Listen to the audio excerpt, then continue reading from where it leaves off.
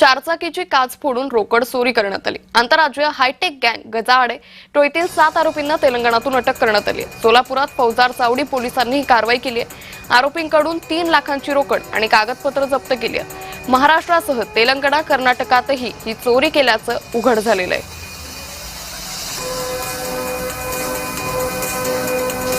काच फोडून त्यातून जे काही पिशवीत ठेवलेले व्हॅल्युएबल्स आहेत ते चोरी करण्याच्या मोडस ऑपरंडी त्यांचे आहे।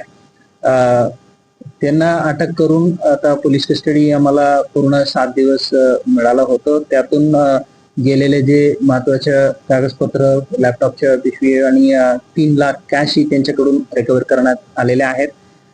त्यांच्या विरुद्ध इतर पोलीस युनिट्सलाही, इतर राज्यातही गुन्हे दाखल आहे का त्याबद्दल आता विश्लेषण चालू आहे। त्या संबंधित युनिटलाही आम्ही माहिती देऊन तेही यांना भविष्यात ताब्यात घेण्याबद्दल आम्ही सूचना देण्यात आलेल्या आहे। तर या संदर्भात अधिक माहिती घेऊयात। आमचे प्रतिनिधी रवी ढोबळे आपल्या सोबत जोडलेले। रवी, आंतरराज्यीय हायटेक गँग अखेरता गँगला अटक करण्यात आली आहे, काय अधिक अपडेट?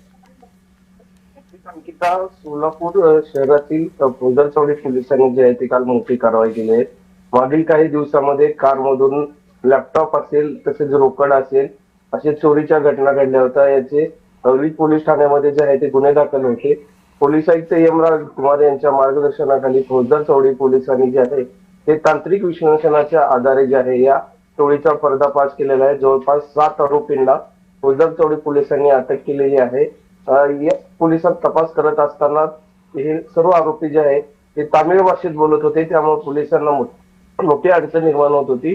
दुभाषिक व्यक्तीचा जो आहे तो साथ घेऊन जे आहे त्या आरोपींना जे आहे ते पोलिसांना ताब्यात घेण्यात यश आलं।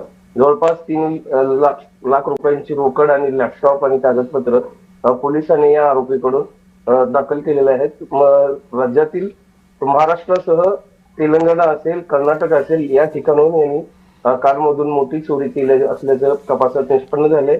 आणखी काही कशा पद्धतीची चोरी केली याचा पोलीस तपास घेत आहेत। अंकिता, निश्चित रवी, या संदर्भातले अपडेट घेत राहू। तुर्तास धन्यवाद आपण दिलेल्या सविस्तर माहितीसाठी।